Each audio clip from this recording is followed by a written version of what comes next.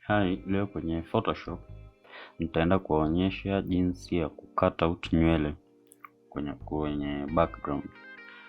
Ukishakuwa umeimport picha yako, utaenda kwenye channels. Then nataka niifanye, ingekuwa background yangu ni nyeusi, ningeifanya picha yangu iwe nyeupe, lakini kwa vile background ni kama nyeupe, nitaifanya iwe nyeusi.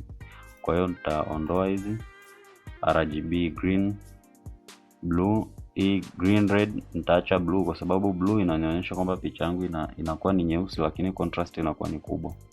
Kwa hiyo nitakachokifanya, nitaiduplicate hapa. Nikisha duplicate, nitakuja kwenye image adjustment, nitachagua levels. Nataka niifanye iwe nyeusi zaidi. Kwa hiyo nitakachoifanya ni kuifanya picha yangu iwe nyeusi, lakini kiasi cha kuonekana kama hapo nywele zinaweza kuonekana moja moja. Nita click okay.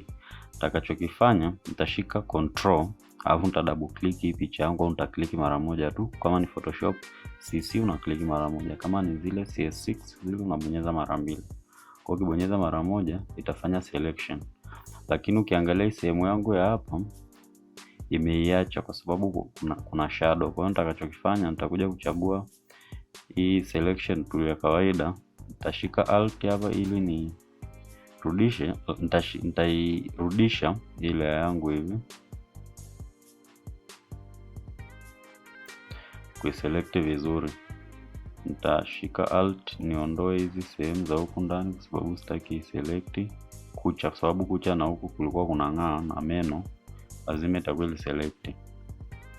Kwa hiyo nikishamaliza hapo, nitachokufanya nitarudi hapa kwenye layer yangu, alafu nita add layer mask. Nitakapo add layer mask ita add inverted. Kwa hiyo utakachotakiwa kukifanya, utabonyeza control I. Naona kwa hiyo imesharudi, lakini ukiangalia kwenye hizi sehemu za huku inaonekana kama ilikuwa wameiselect, kwa sababu hii sehemu ilipofanya iwe nyeusi ilikuwa bado inang'aa, kwa hiyo ilichukulia kama sehemu nyeupe. Cha kufanya, unakuja kwenye brush, unachagua normal brush tool, alafu mbele itakuwa ni nyeupe hapa. Kwa hiyo nitaongeza size ya brush, nita paint hizi sehemu ambazo zilikuwa zimekuwa selected hizi, nitazipaint hivi, kurudisha hivi.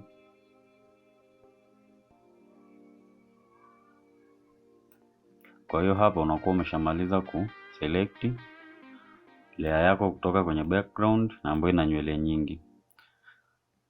Kwenye tutorial inayofuatia nitakuonyesha jinsi ya kuselect ikiwa huyu mtu ana nywele nyingi lakini background ya nyuma iko busy, labda kuna nyumba, kuna watu, kuna nini. Nitakuonyesha jinsi ya kufanya selection ya picha ambayo iko busy. Usisahau kusubscribe na kulike.